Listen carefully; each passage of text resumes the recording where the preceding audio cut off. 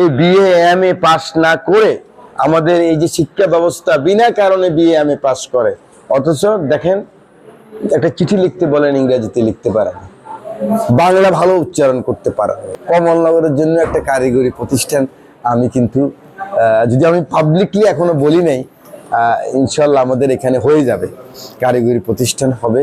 আমরা চেষ্টা করব নার্স তৈরি করার একটা ইনস্টিটিউশনে করার চেষ্টা করব। আর আমাদের লক্ষ্মীপুরে তো প্রযুক্তি বিশ্ববিদ্যালয় হচ্ছে, আমাদের শিক্ষা ব্যবস্থার একটা পরিবর্তন দেখবেন আগামী 2 বছরে চলে আসবে।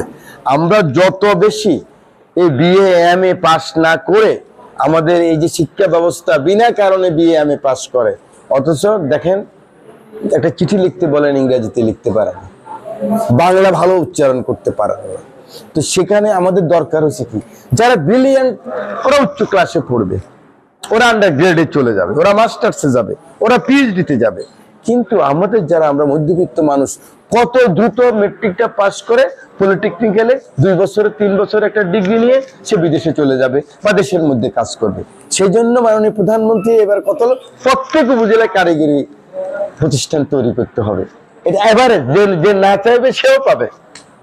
তো সে কারণে আপনার প্রশ্নটা খুবই ভালো প্রশ্ন। আমি আপনার মাধ্যমে সারা জাতিকে জানিয়ে দিতে চাই, বাংলাদেশের যে আমাদের ডিভিডেন্ড 60% আমাদের ইয়াং।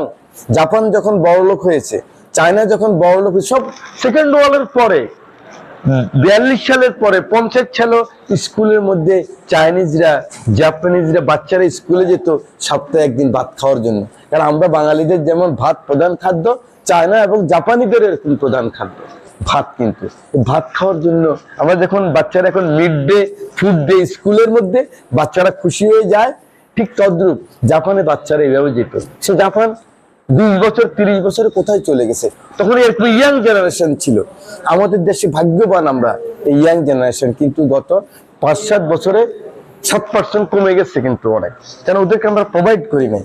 আমাদের ভীষণ হয়েছে এই ডিভিডেন্ড যারা আমাদের, এই যে আমাদের ইয়াং জেনারেশন, ওদেরকে কত দ্রুত আমরা এই কাজের মধ্যে লাগিয়ে দিতে পারি।